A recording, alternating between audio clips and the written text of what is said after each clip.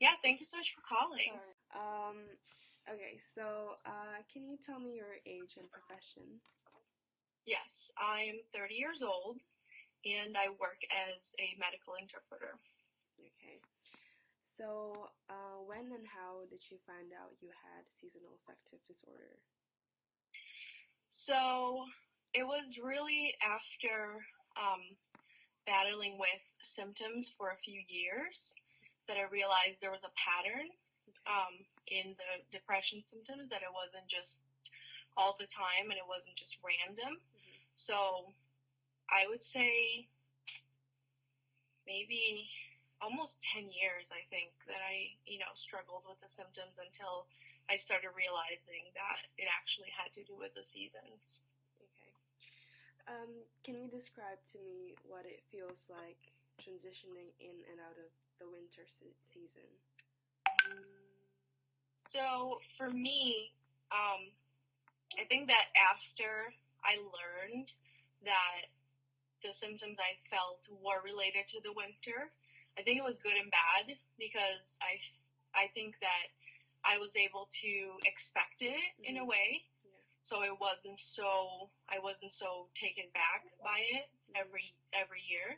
So in a way, it was good, but um, also it was a little bit hard because I already knew what to expect, so I knew how bad it was gonna get, you Okay. know. Yeah. And I think that every year for me, when winter is coming, it almost feels like this weight that is just put on my shoulders, where it just gets harder and harder to carry it through, the winter.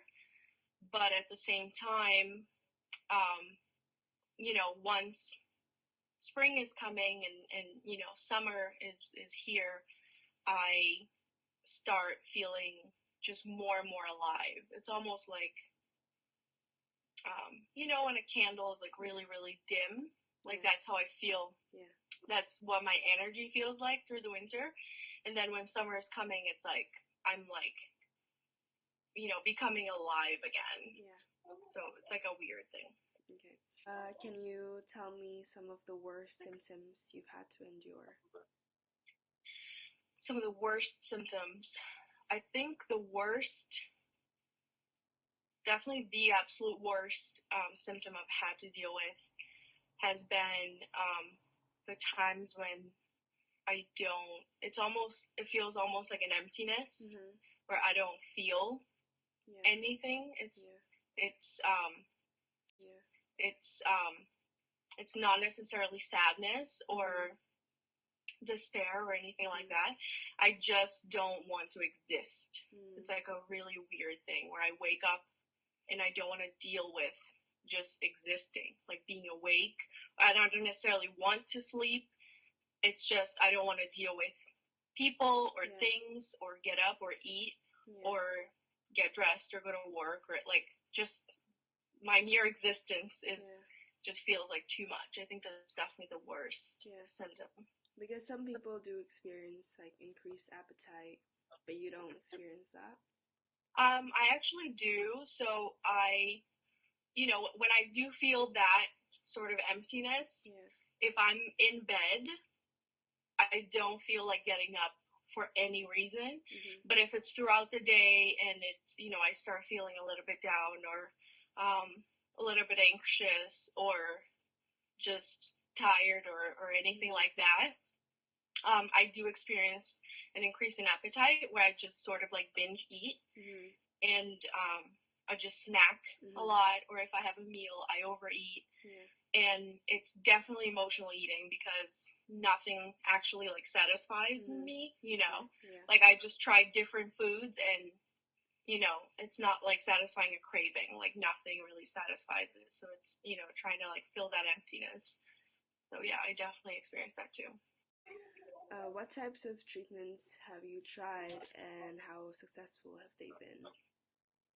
So the treatments that I've tried so far that have definitely been successful are I think since last winter I developed this routine where it's been fairly successful, so much so that, my psychiatrist and my therapist consider it just as successful as medication would have been. Yeah. And that is trying to keep an exercise routine of at least 3 or 4 times a week. So if I have the energy and I'm able to push myself, I try to go, to the gym or go for a run or practice yoga or do any sort of physical activity that I enjoy. And if I can, I try to do it more than 4 times a week. So that's been very helpful. Mhm. Another thing that's been extremely helpful and successful once I started doing it as recommended Mhm. was light therapy. Mhm. Yeah, I've heard of that. Yeah. Yeah, so light therapy has been really a lifesaver. Um, and through the winter, I try to do it every single day for at least 2 to 3 hours in, the Mhm. winter months. But yeah, if I don't have time or, I try to get in as much as I can Yeah. up to, 2 or 3 hours a day. And that's been extremely helpful. It's like kind of crazy how a lamp can like Yeah. change your, like brain chemicals. Yeah. It's so crazy. Yeah. Have you heard of 5-HTP? 5-HTP. It's not as popular as the other treatments that are out there, such as the light therapy and SSRI. But I've just recently had a talk with this company who supplies 5-HTP nutrient, and it's basically um, it's precursor to the production of serotonin, Hmm. which is like the happy chemical. Have Yeah, you heard of it? in the brain. Yeah. Have you heard of it or ever considered it? I have not heard of it. No. Mhm. Okay. Yeah, understand. Um, do you travel a lot during the winter seasons to escape the weather? When I have a chance, I do Mhm. try to do that. There has been times when I have traveled and I didn't quite have um, my depression sort of like Mhm. under control. So coming back from, you know, going to a warm place and then coming back to the cold Mhm. was actually worse because I had been sort of like lifted from that, like the Yeah. really Yeah. difficult symptoms and then had to like sort of be, brought back to it. So it's definitely been hard, and there's been some years where I try to avoid it because I Mhm. I was scared that it was going to make my depression a lot worse when Yeah. I came back.